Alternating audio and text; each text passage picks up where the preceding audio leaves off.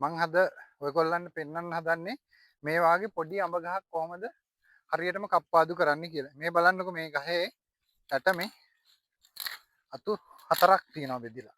මෙන්න මේ අත්ත අපිට මේ යටින් ඇවිල්ලා තියෙන මම ඒක මුලින්ම අයින් කරනවා. හරි.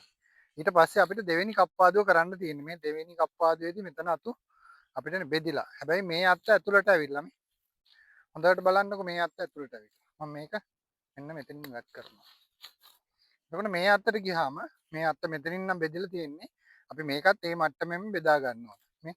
මේ තියෙන පුරුකක් ගාවින්ම තමයි අපි පුරකට උඩින් සෙන්ටිමීටරයක් දෙකක් උඩින් කප්පාදුව කරන්නේ. පහලින් නෙවෙයි. මෙතෙන්ට පහලින් නෙවෙයි මතක තියාගන්න. උඩින් තමයි අපි කරන්නේ. ඒකට සමාන්තරව මේකෙත් මෙන්න මෙතන තියෙන්නේ. මේ බලන්න දළු වලේ. මෙතන ඉඳලා සෙන්ටිමීටර දෙකක් උඩින් තමයි කට් කරන්නේ. මෙන්න මේ විදිහට. හරි. එතකොට මේ මෙතනිනුත් අතු වෙනවා. ඊට පස්සේ පුළුවන් අපිට ඊළඟ ස්ටේජ් එක තියාගන්න.